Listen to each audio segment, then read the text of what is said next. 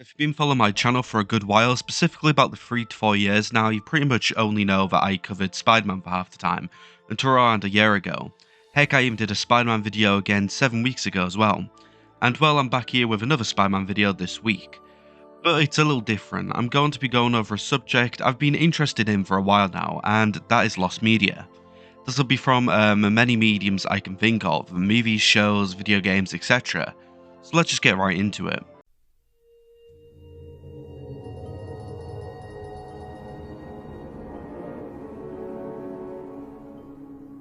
Let's start off with, let's admit it, the biggest medium for the character now, which is the movies, which everyone has pretty much seen. First, let's have a look into the films that kicked it all off. This including parts of how the MCU even came along, and that is the Raimi trilogy. It is known that many scenes were cut from these films, which have been released over the years since they were mostly shot on versions of previous clips we've seen. However, there's still a good few that are known to exist but haven't been fully released. First are deleted scenes from the first film, which are being found in various sources from behind the scenes featurettes and photos, trailers, TV spots, concept art, blooper reels, and stock footage from Sony Pictures. First is Peter apologising to Flash for accidentally throwing food on him, which was shown in the behind the scenes footage. Peter developing web shooters, which was found in a teaser trailer. Peter parks Ben's car at home after his graduation, which was found in Sony's stock footage. Peter enters Manhattan by train, which is found in Sony's stock footage. Eddie Brock was originally in the film and comes out of Jameson's office confronting Peter, which is found in a photo where R.C. Everbeck played him. Stan Lee's original cameo where he sells X-Men sunglasses at the festival, which was found in the blooper reels. Two kids witness Peter saving a couple at the festival where he signals them to keep it a secret, which is found in a TV spot. An exterior shot of the World Trade Center was found in Sony stock footage. The children running out of the tram after Spider-Man saves them was found in the blooper reels, and finally a scene where Peter sees MJ dancing in her underwear through the window was talked about by producer Laura Ziskin and actress Kristen Dunst in the commentary. Spider-Man 2 on October 25th, 2016, a YouTuber named Chris the Geek 517 uploaded a scene of Peter chained in his bike to a pole, and entering his apartment, which was included in a TV version of the film that aired on FX. For Spider-Man 3, it's pretty much the same case since Spider-Man 2002. Various scenes have been partially found from a load of different mediums, and well, these are the following ones. Spider-Man saves a baby, a scene where Spider-Man swings upwards, which was used in a lot of early trailers, a scene of Peter ripping the black suit off his thigh, a scene where Eddie visits Peter's apartment, which was found in stock footage, a lot of parts of the crane scenes were cut, a scene of Sandman smacking Peter off a truck with a sandhammer was cut, a scene of Peter meeting a little kid dressed up as Spider-Man was cut. The original way Sandman met Eddie Brock was in a park, which was shown in the video game. A scene of Jameson trying to calm down after Eddie was fired. And finally, there was a scene where Sandman's family with Dr. Wallace stops him from killing Spider-Man. Mentioned Dr. Wallace on August 11, 2020, YouTuber EPH00 discovered that there was a scene where Flint visits this character and asks him to cure his daughter with the money he stole. He found 3 soundless shots from this, which involves Clint coming out of an air vent, him talking to Wallace, and then finally him smashing Wallace into a window. This character was overall played by Adrian Lester. Then on May 13th, 2021, the user actually found some stock footage of the scene which shows the details of Wallace's laboratory. The same person actually found parts of Venom's original death the same way. Then finally on June 5th, 2022, a Twitter user named Spidey3DS found 2 deleted scenes of the Sony stock footage, which was Eddie Brock speaking to Gwen at her house, and an extended scene of Eddie walking into the church. Next is a film that many people know had a lot of cuts from, which was The Amazing Spider-Man 2, and this is about an entire character that was cut from the film, which is Mary Jane Watson. Many know from the Maguire era of this character is that it's Peter's longtime love interest and eventual wife in some iterations of the comic books, and she was going to be played by Shailene Woodley in this film. Overall director of the film, Mark Webb, has talked about the exclusion of the character and has said, "There was one little scene at the beginning where she is next door, and it took place right around the montage where he comes back, and there was another little moment between Gwen and MJ. But it just tipped over. The relationship between Peter and Gwen is so sacred and so powerful that it didn't feel right, and it sucks because Shailene is such a fucking great actress and is so cool and magical. It was just about having this obligation to this romance that I thought was sacred. It was just one of those things. These scenes have also been excluded from any physical release and no footage has ever been found. The only way we can guess from what happened in these scenes are from Webb's comments, set photos and some concept art. The first scene she would have been included in was the opening of the film where Spider-Man is swinging around the city stopping Rhino's robbery, and a small part would have been working in the coffee shop, just introducing her to the world. The second scene would have been set after Spider-Man's first fight with Elektra and him working on these updated web shooters, where MJ would meet Peter on a motorcycle, introducing her as his neighbour, and we'd have some brief flirting. The final scene would have probably been around when Gwen plans to leave for London and she goes to see Peter at his house, where MJ would have been also there and would have had a brief meeting between the two love interests. Other deleted scenes have been speculated without any set photos or concept art. For example, there was a shot of a coffee shop being attacked that was in one of the trailers, where you can see a girl that looks like the character, which implies that store would have been attacked in the end of the film. And as well as that, Shailene was on set for a good while, where people have speculated she would have had plenty of time to film other scenes in that time as well. But hey, again, that's just speculation. Next is a small one where Jonathan Goldstein tweeted about a cut Spider-Man Homecoming scene, which wrote a scene where May takes Peter to the closet and they chose one of Ben's old suits, which he still hadn't thrown away, which is in reference to the Homecoming scene where Peter gets ready for prom. John Francis Daly has even commented about this before, explaining that why they cut it, saying, "We did talk about there being a scene where May references him directly. It was when Peter was getting ready for Homecoming, and the wardrobe she was giving Peter was all of Uncle Ben's clothes. It was a nice moment, but we also knew that it veered away from his main arc. If you're going to talk about someone's death, you shouldn't want it to be a throwaway." Then the last we heard was from Kevin Feige himself, has commented saying, "They've seen the other films, they've read the comics, and they can fill that in. It was a very purposeful decision we made not to retread that ground. There are little things that are said here and there, and people can read into. What the specific facts are in the past, we don't. We haven't revealed it yet." And heck, there's nothing to really worry about the scene being deleted because, well, Uncle Ben was kind of referred to in No Way Home, with his quote being there and the two other Spider-Men mentioning his name. But we'll see if the MCU Spidey does have an Uncle Ben. You never know. Finally for this category is weirdly enough from a 1974 fan film named Spider-Man vs. Kraven the Hunter, which was produced by students at New York University, specifically directed by Bruce Kratzer, and being adapted from the comic book The Amazing Spider-Man number 15 by Stan Lee and Steve Ditko. This had no association with Marvel but did receive unofficial blessing from Lee before production and his approval of the finished product. However, after plans of distribution fell through, Kratzer lost interest and all known prints of the film were lost. This was an experimental project for his class where he had to create a 16mm full-colour 30-minute film. His aim was to create a faithful Spider-Man film which was faithful to the character and the story, with audience feeling that the comic book came to life. His classmates were skeptical of this, but his teacher agreed to let him do it. The director did get a production team on a filmmaker budget, where production lasted a year or more. They casted Joel Ilson as Peter Parker, while Richard Eberdampt was cast as Spider-Man in the costume. Anjo Pasaccio played JJJ, but is unknown who played Kraven the Hunter and the rest of the characters. Costumes were created by Daphne Stevens and Merle Hetch, who were inspired by Ditko's artwork. Graphics were designed by Rochard as well, and included details of the Spider Signal, which was a device that the hero used very early on in his career to project his image as a warning. It's safe to assume the story was the same as the comics.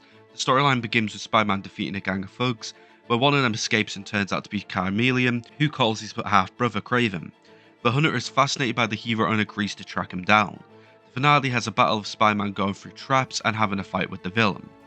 Changes that we know of is that they removed Chameleon completely, they added Gwen Stacy to the plot, and even added tigers into the finale. After he did give up on the project, Kratzer did start to hold screenings of the film for comic book conventions, beginning with Marvel's second convention in 1976, and the last known screening being at the Comic Book and Science Fiction Convention in LA in 2005. It seems though that he and his team began to guard their movie for unknown reasons. In 2004, Dan Poole, who directed his own fan-made project, emailed Kratzer asking if he could have a copy of the film, with a response saying he doesn't want it to upload to the internet, but would screen the film privately to him in his own home. Respect to this guy though for even creating such a big fan-made film for its time, and even became a professional visual effects artist from 1980, before his death in 2015. Films on his resume were The Avengers, The First Avenger, and heck, his first uncredited work was for The Empire Strikes Back. The most we have of this film is behind the scenes screenshots, and even then no other member of the team has claimed to have a copy, with it only being on his computer, which was apparently destroyed after his death. So rest in peace to possibly this film, and most importantly to its creator.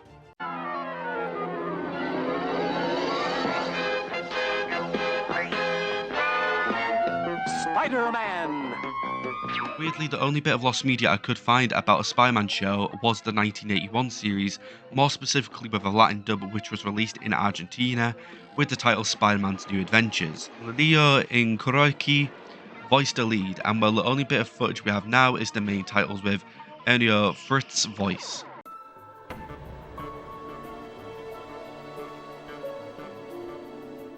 Next is video games. We have seen plenty of the character over the years. Our first example is Spider-Man The Venom Factor, which was a cancelled 1997 video game developed by Sapphire and was going to be published by Brian Priest Multimedia for Windows 95 PC systems. This was going to be a sequel to Spider-Man The Sinister Six, which was publicised by Multimedia, but was developed by Brooklyn Multimedia. That game was a choose-your-own adventure-style game with boss battles and puzzle segments, and it's safe to assume this game would have been the same. However, the difference would have been that the first had a blend of 3D backgrounds with 2D drawn characters.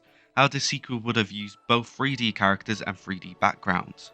Initially, people thought that there was nothing to be shown of this game, but it was known due to an archive website for the first game listing that a sequel was on its way with its title. However, we have found out that there is more, when an archive website for Sapphire listed the game in their completed games. As well as that, there was a sample of an animated cutscene from the game which showed Spider-Man hiding from a symbiote creature in a lab setting. The game's overall story was based on the novel of the same name, which was written by Diane Duane. One of the symbiote creatures in the book was also in the animated cutscene. The story essentially follows the story of a Venom-like creature on the loose that accidentally kills a man, but Venom doesn't kill people, so Spider-Man helps him to clear his name. The Hobgoblin also ends up being a part of the story.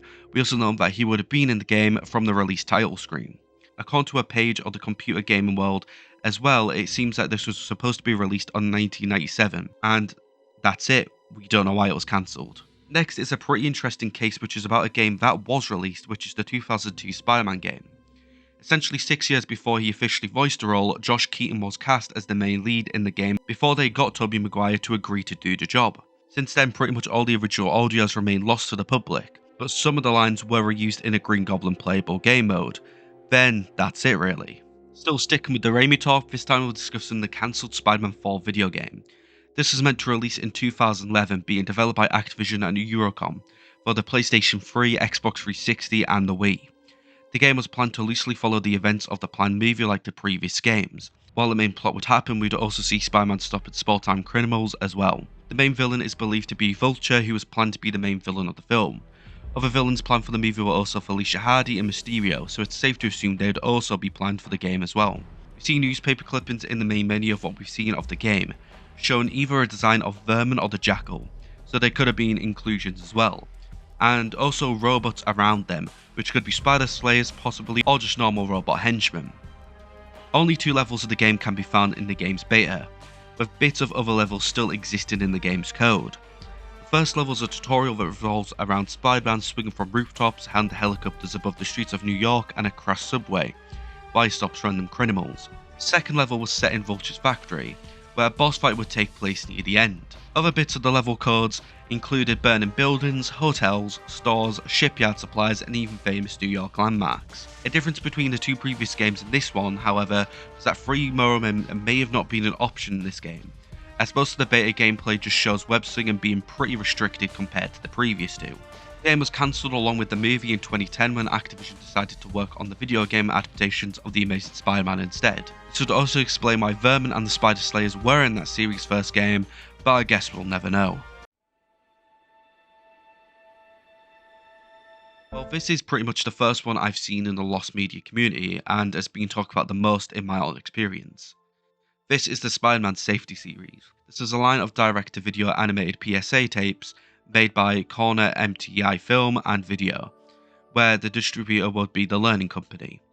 These were released in 1990 with 4 separate videotapes produced. They were titled Don't Hide Abuse, Smart Kids Play It Safe, What to Do About Drugs, and Where to Go for Help. These tapes would also have a lesson plan included with them since teachers were using these in a young classroom setting. The VHS release has long gone out of print due to it being sold exclusively to schools, and people have found that copies are difficult to get their hands on. Only one out of the 4 episodes, which is Don't Hide Abuse, has been uploaded online, with no other footage of the other 3 episodes being released. A member of the Lost Media Wiki named Rogue Knight has contacted the publisher of these videos and has got a message in return saying, "I received your letter and did some research. It looks like Phoenix distributed these for a while and withdrew them. These are produced by LCA as the Spider-Man Safety series, and most LCA titles, including these, were acquired by Fox, which then licensed them back to Phoenix. The Fox contract shows that Fox rights were due to expire in 2005, but since we never heard further, Fox renewed those rights. We don't know the current status. The contract also shows that all distribution is subject to underlying rights belonging to Marvel. Your letter stated that there were 3 episodes when in fact there were 4.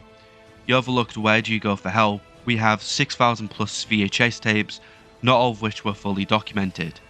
That is a project I'm working on presently. If I come across these, I'll let you know. However, I'll suggest you try Fox first." I am now going to go through what each tape went through. First is Don't Hide Abuse, which is again our only found tape, which overall has a runtime of 11 minutes. As suggested in the title, it addresses the issue of abuse. Specifically when a young student named Maria, who is afraid to tell anyone about her father physically abusing her. Her friends notice bruises on her and ask Spider-Man for some help. The hero then gives advice to the young children and Maria, and well, Maria tells a trusted adult about her abuse. This tape was found by Manless Shelf Indulgence, so shout out to him. Next is Smart Kids Play It Safe, which is 11 minutes long. This video showed Spider-Man inviting the viewers to follow his friends EJ, Timmy, Maria and Jason to make their way home from school, and how they handle secret safety tests that have been arranged. Overall, the kids prove they are responsible by following 7 safety rules that they have been taught, and this teaches students how to walk home alone safely. Next is What to Do for Drugs, which is again 11 minutes long. This video shows Timmy, who is offered drugs by 2 older kids. His friends then get help from Spider-Man, who teaches them about drugs and how to make good decisions. Then finally is Where Do You Go for Help, which has nothing known about this one. There is no length, but I do assume it was 11 minutes long like the rest, and yeah, that's it really. The only update on this is that the New York State Library website had a listing with Where Do You Go for Help, which suggested a copy of the tape was available there, but from me looking at the listing now, it is now currently not on its website. And well, if that was the case, wouldn't someone not go down there and try and book it out to record it? I don't know. There has also been a member of the Lost Media Wiki named Mondo Marty, where they've claimed they did have a copy of What to Do About Drugs, and which they got from a thrift store, but apparently they don't know how to digitize it. There's nothing really to go off to whether that is really trusted, but yeah, it was just another comment I noticed on the wiki. But yeah, that was me going through Spider-Man Lost Media, and this was really interesting to write, to be honest. And yeah, I actually learned a fair few things, even about the big mediums like the Raimi trilogy, to be honest, which I was very shocked about since I'm such a big fan of this character, and especially the Raimi trilogy films. Spider-Man 2 is my favourite film at the end of the day, but I will admit I did know the Spider-Man 2 fact already. But yeah, there's nothing really else for me to say other than just to ask, should I cover more Lost Media in the future? Let me know in the comments down below, and also comment down any other Spider-Man Lost Media you might have known about, or any facts I missed about the ones I did cover. And what's your opinions on these Lost Media? Do you find anything new that you didn't know already? And yeah, please like the video if you did like it, and subscribe if you've been watching the content for a while now. And yeah, that was this week's video, and hopefully I'll see you next week.